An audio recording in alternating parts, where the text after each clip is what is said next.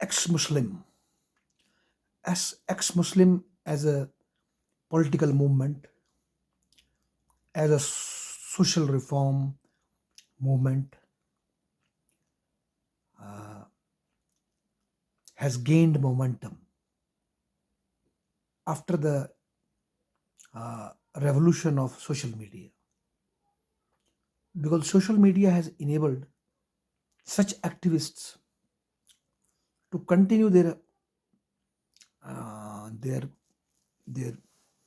their program, their agenda, their debates, their critical analysis of Islamic scriptures without being persecuted, or without having the threat of being killed or to be jailed, to be mobbed, because social media allows them to have anonymity, to hide their true identities.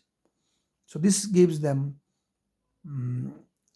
a real strength in order to conduct the social reform in the world's second largest religion, Islam. And Islam is presently one of the world's most well organized religion, with having proper structures in every area, with mosque and with qari and other officials are there. And even I think no other religion commands such a respect among its followers as Islam does, as its official, like qazis have over its followers, as compared to a pandit, or as compared to a rabbi, or as compared to a Christian priest.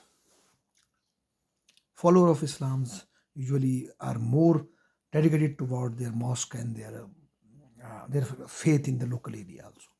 And even in the global context, they have the perception of ummah. So it was very difficult for dissidents to raise their voice. Even within the democratic systems, political parties usually focus on the mass rather than individuals. And usually, therefore, they used to cater to the demands of religious leaders of Islamic origins. But this online media has enabled ex-Muslims to raise their voice, like Sahil, for example, Sahil in India, Adam Seeker in India and Pakistan, and many more.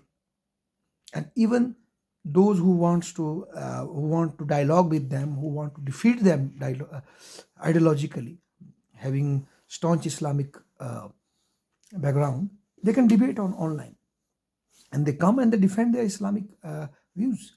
And on the other hand, these ex-Muslims tries to show the anomalies in the various Islamic texts, to show that this religion is not as sacrosanct as somebody feels, and therefore able to be criticized, and therefore can be given up. You can become a mulhid for them. And this also provides opportunities for many people who feel in the same manner, but they lack a kind of a platform for that. And now online media is providing that platform. So ex-Muslim is the biggest example in the modern time, how in the postmodern time, that how a technological apparatus of Facebook, WhatsApp, YouTube are enabling dissidents with very less resources to raise their voice against a very large army of followers of very institutionalized religion. And I think this will not stop here. It will go against all the religions. Maybe some dissident ex-Hindus can also raise voice against Hindu scriptures. Some ex-Christians can raise voice against Christian institutions, organized religions. Maybe some political party dissidents can raise voice against them, for example, against Chinese Communist Party, with the help of such kind of an apparatus. So we are seeing a new modus of conducting political dialogue, argumentation. I am saying political because politics is inherently related to the value systems, because it is your value system which will determine your action in the physical domain also.